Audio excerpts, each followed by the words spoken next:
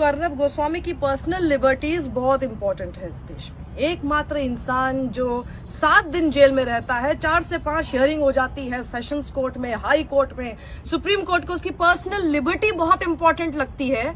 लेकिन एक 83 साल का बुजुर्ग आदमी जिसको आप कोविड के समय पे बीमार हालत में उठाकर ले जाते हैं, झारखंड से आप महाराष्ट्र ले जाते हैं उस आदमी को पार्किंसंस की प्रॉब्लम है। वो सिर्फ इतना डिमांड करता है, वो अपनी बीमारी का भी बहाना नहीं बनाता, वो सिर्फ इतना कहता है कि हाथ हिलते हैं, पानी का ग्लास नहीं पकड़ सकता, सिपर अवेलेबल करा दीजिए। सिपर मिले या नहीं मिले उसके लिए एनआईए कोर्ट कहता है 20 दिन बाद सुनवाई होगी कि सिपर आपको देंगे कि नहीं देंगे। ये पर्सनल लिबर्टी वर्ड याद रखिएगा जिसका इस्तेमाल सुप्रीम कोर्ट ने किया है। पर्सनल लिबर्टी लगता है इस देश में सिर्फ अर्नब गोस्वामी के लिए है, या फिर उन लोगों के लिए है जो सिर्फ सत्ता के कहने पर काम करते रहे। जो आप अगर आदिवासियों के लिए आवाज उठाएंगे तो बहुत आसानी से आपको माओवादी कनेक्शन बोलकर आपको जेल में डाल दिया जाएगा। यही तो है स्टैन स्वामी। स्टैन स्वामी कौन है? लगातार पिछले 3 से 4 दशक से वो कम से कम कितने आदिवासियों के हक की लड़ाई लड़ चुके हैं। जिस दिन उन्हें अरेस्ट किया गया, जिस दिन उन्हें पकड़ा गया, उससे 2 दिन पहले उन्होंने ये बात उठाई थी कि आखिर इतने लोगों को नक्सल कह के आप जेल में क्यों बंद कर देते हैं, जबकि उनके खिलाफ आपके पास कोई सबूत नहीं होता है और वो लोग अंडर ट्रायल रहते हैं। स्पीडी ट्रायल उनका होना चाहिए और उनको एक बॉन्ड को भरवा कर, जैसा अर्नब गोस्वामी के साथ किया, बॉन्ड भरवाया ना, वैसे बॉन्ड भराकर क्यों नहीं बाहर आप उसको भेज देते हैं। स्पीडी ट्रायल कीजिए, जो भी हो दोषी उनको आप सजा दीजिए। इतनी सी डिमांड करना बहुत बड़ा ये अपराध हो गया था। उसके ठीक 2 दिन बाद उनको किन किन आधार पर कि भैया आपके कंप्यूटर से ये सामान मिला, किसने डाला कंप्यूटर में सामान, कुछ नहीं पता, कहां से आया नहीं पता। स्टैन स्वामी मना कर रहे हैं मेरा कोई भी किसी के साथ संबंध ही नहीं है। भीमा कोरेगांव तो मैं आज तक गया ही नहीं जिसके चक्कर में आप मुझे पकड़ रहे हैं।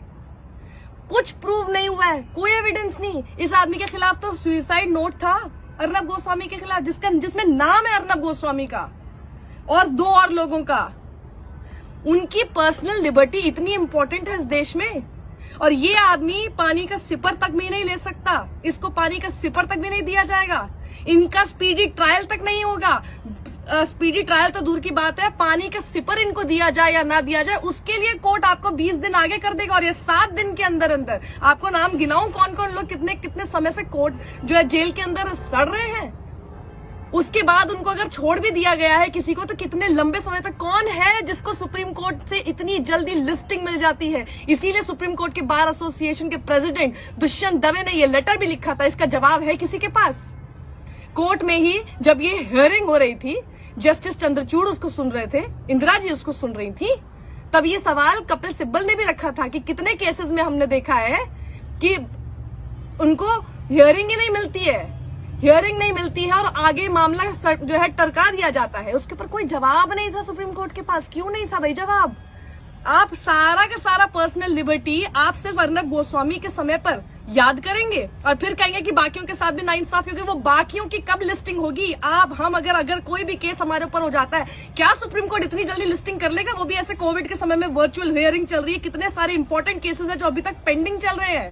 अर्नब गोस्वामी को बेल मिलना बहुत इंपॉर्टेंट है। बेल अगर अर्नब गोस्वामी का राइट है तो बेल इस देश में हर किसी का राइट है ना। पर्सनल लिबर्टी के सिर्फ एक आदमी की चलेगी और सिर्फ इसलिए चलेगी कि भैया आप जो काम कर रहे हैं वो सत्ता को बड़ा पसंद है। ये कौन से कनेक्शंस हैं? ये क्या चल रहा है देश में? तो राइट टू इक्वालिटी कहाँ रहा?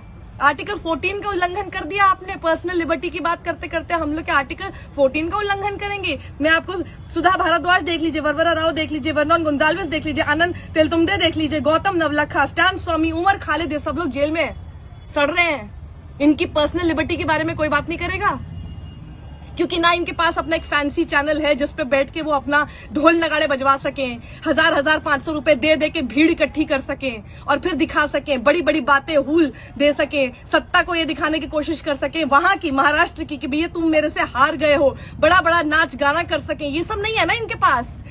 इनके लिए बोलने के लिए कोई नहीं है ना। ये बेचारे स्टैन स्वामी लोगों की, आदिवासियों की लैंड रिफॉर्म्स पर बात करते रहे।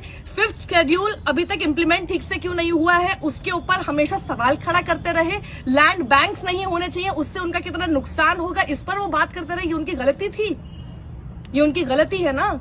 यानी आप आज ये तरीका बहुत अच्छा अपना लिया गया है, आदिवासियों के हक में बोलकर देखिए और फिर आपको नक्सल के साथ जोड़कर जेल के अंदर डाल दिया जाएगा। बहुत बढ़िया, बहुत बढ़िया। और इनकी पर्सनल लिबर्टीज हमारे देश के सुप्रीम कोर्ट को दिखाई नहीं देती है। बहुत बढ़िया, ताली बजानी चाहिए इस काम के लिए।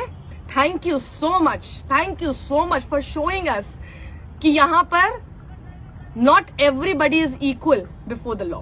Thank you so much. बहुत कुछ संविधान की किताबों में पढ़ा था, लेकिन ऐसा लगता है वो सिर्फ पढ़ने लायक ही रह गया है। इम्प्लीमेंटेशन में अब कुछ भी नहीं दिखेगा।